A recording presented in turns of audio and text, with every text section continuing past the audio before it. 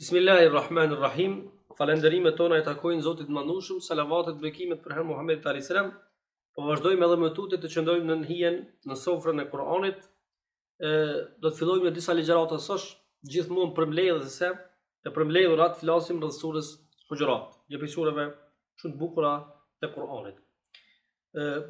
Po mundohemi shkurtimisht me I rendit qëllimet, synimet surës Hujurat, e që pastaj nëpërmjet tyre mundohemi të pikasim diçka nga të cërrimat edhe bukuritë e kësaj sureje.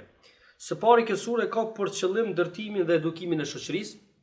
Kjo është, me thënë, një prej qëllimeve parsore, kryesore surës Hujurat, dhe realisht kur ja shes strukturën, ja studion si me thënë temat, tematikat, botkuptimet, ndërlidhjet e surës, padyshim kjo është, domethënë, synimi kryesor, ose në sfondën e synimeve, padyshim kjo është një prej qëllimeve dhe synimeve të saj kryesore. E dyta, kjo sure është prej sureve cila ka zbritur kur muslimanët kishin forcën dhe shtetin. Tamam sikurse ne në Kosovë dhe në Shqipëri I kemi shtetet tona, deri diku të forta, të fuqishme, ama në anën tjetër kemi shumë kështu të shkamza rrugës, kemi shumë probleme, shumë peripeci, shumë pengesa, që ja krijojmë për gjatë rrugtimit vetë na vetës sonë. Kjo është një prej qëllimeve tjera. Një prej specifikave nëse mundemi kështu me u shpreh surës Hujurat, padyshim është që kjo sure ka zbritur menjëherë pas surës Fat. E ne do të mundohemi mund t'ia kushtojmë një ligjërat plot ose të veçantë të ndarë, domethënë surës Fat sa I përket asaj marrëveshjes së Hudaybiyes. Tash, nëse ndëlidhem surën Fat, qëllimi I shkakut zbritjes së sureje, në veçanti është padyshim ose gjëja e cila e ka determinuar shkakun e zbritjes së surës Fat është padyshim është marrëveshja e Hudaybiyes. Ajo marrëveshja politike, marrëveshja ndërshtetërore mes pejgamberit alayhis salam në njërin anë dhe kurejshve ose respektivisht një shteti tjetër nga jana politike, nga jana shtetërore. Tamam sikurse ndodh në këtë kohë, ose si quhet ndryshe në këtë kohë, negociata, ose dialog. Tash nganjëherë kjo dialogu varet edhe për cilit kënd e sheh, në mënyrë që me kriju një lloj kështu botkuptimi karshi atij. Kjo është e para. Ngjashmëritë nëse mundemi me quajt kështu mes surës Fat edhe mes surës Hujurat. Pra nganjëherë në dy sure konkretisht sikurse është Hujurati paraprakisht Fati, po edhe nganjëherë në shumë sure të Kuranit ka një lloj ngjashmërie. Pra, ndonse ndryshon forma edhe artikulimi ose formulimi, qëllimi dhe synimi I Allahut Madhëshëm është po I njëjti, ndoshta me metoda të ndryshme. Për shkak se ajo shoqëri ende nuk është pjekur. Sikurse për shembull ka ndodhur me çështjen e alkoolit. Domethënë alkooli është ndaluar nëpërmjet ose në 4 etapa. Në etapën e fundit Allahu I Madhëshëm kur shoqëria e ka arrit atë stadin e formimit edhe piqjes, aty Allahu I Madhëshëm e ndalon si më thon prerëzja, rreptësisht. Allah I thot fehel antum muntahun. Muntahun do të thon ka ardhur, do të thon fjali emrore. Sikurse Allahu I thot kaq. S'ka më kështu prolongim, vonesë, shans edhe mundësi tjetër. Fehel antum muntahun. Kjo është më.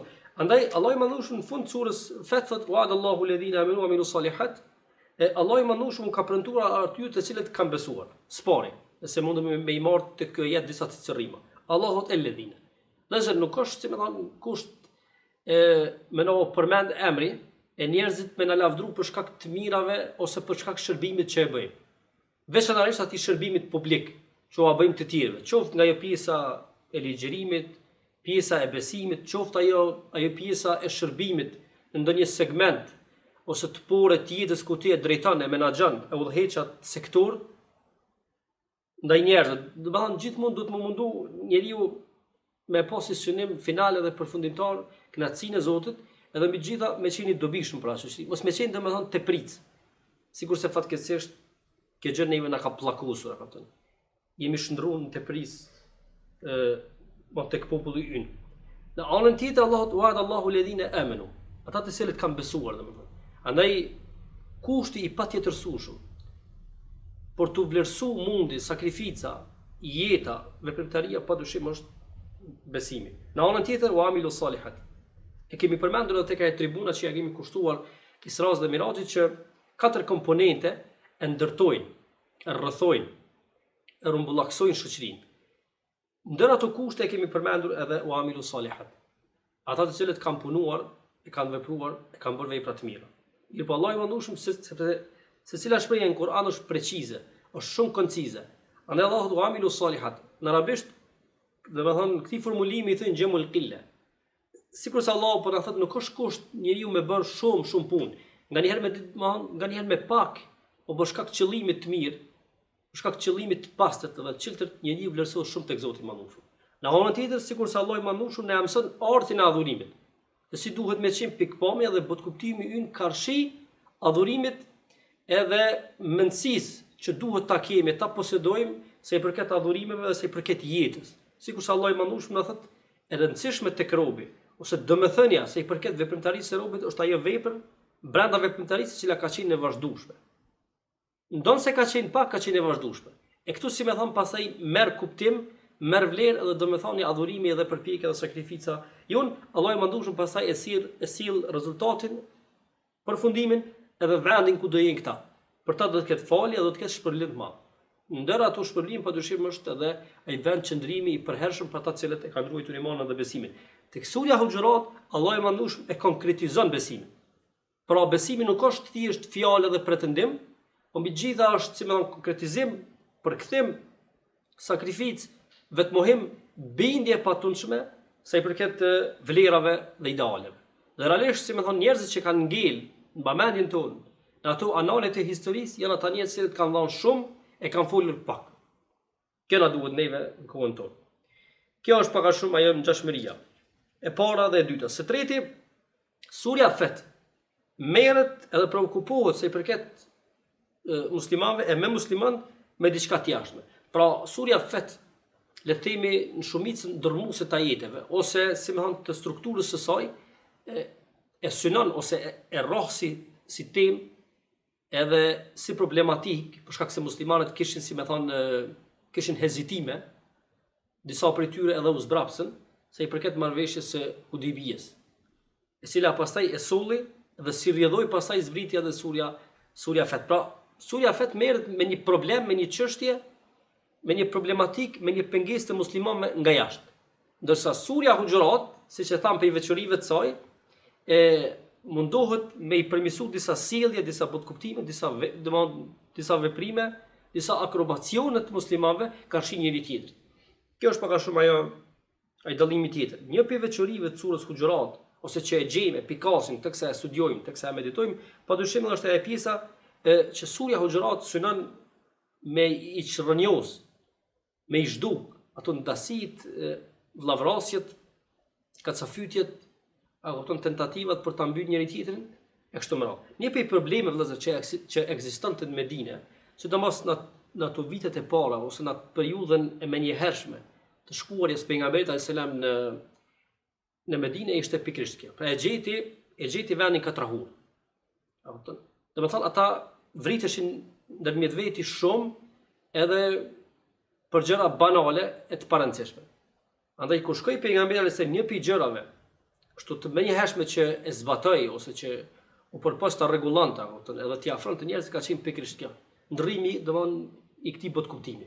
Pse pejgamberi alayhis salam si më thonë që në fill u mor shumë me këtë temë, ndër tjera është edhe ajo për shkak se në Medinë kishte grupe, kishte tarafe, kishte individ, apo edhe tabore të fuqishme që i bënin karshillok shtetit.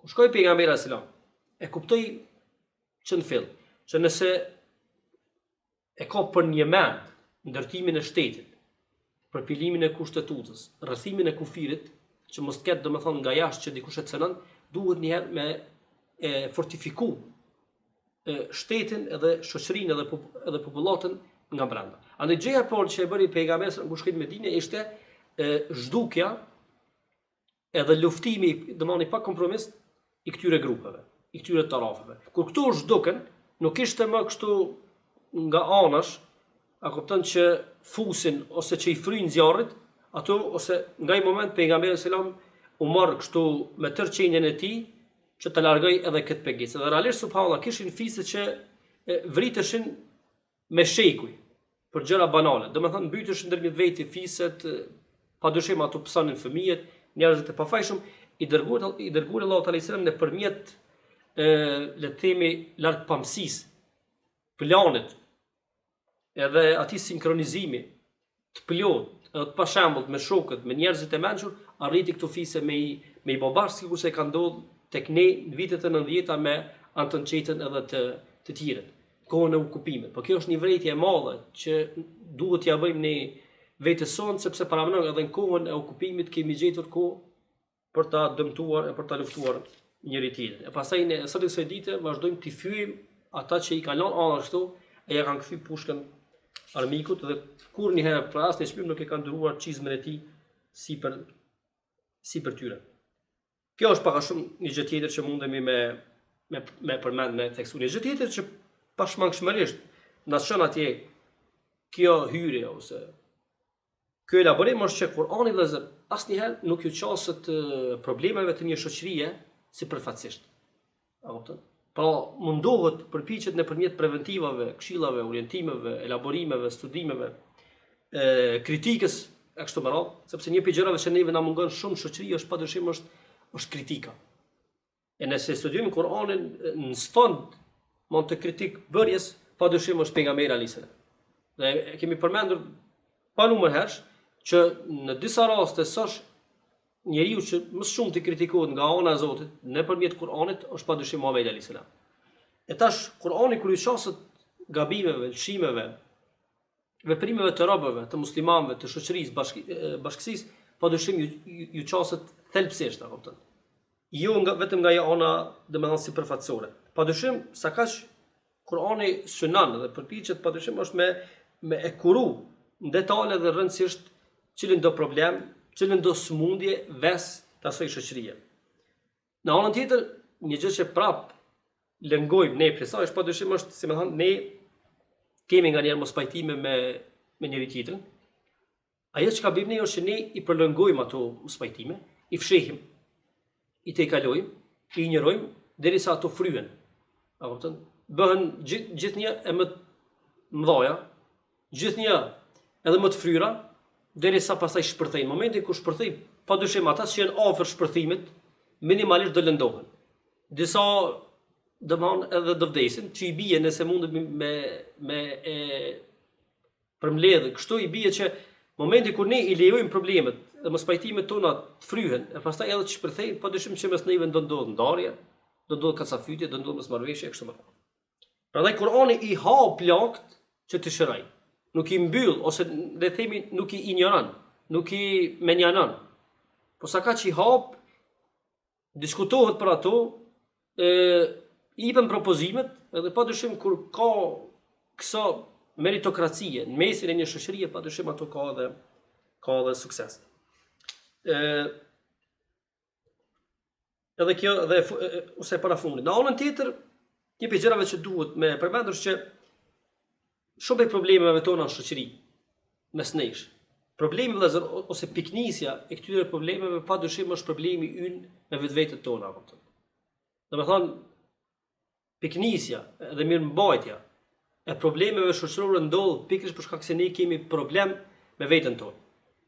Pastaj nga problemi ynë me veten tonë derivojnë pastaj gjitha këto problemet më të tjera ndërmjet njëri tjetrit. Andaj Kur'ani një pjesë të madhe të ajeteve, konkretisht surja Huxhurat, vëllazër i flet individit.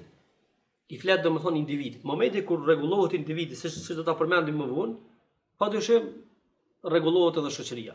Andaj neve na duhet një kështu vetëdije individuale për një sukses kolektiv.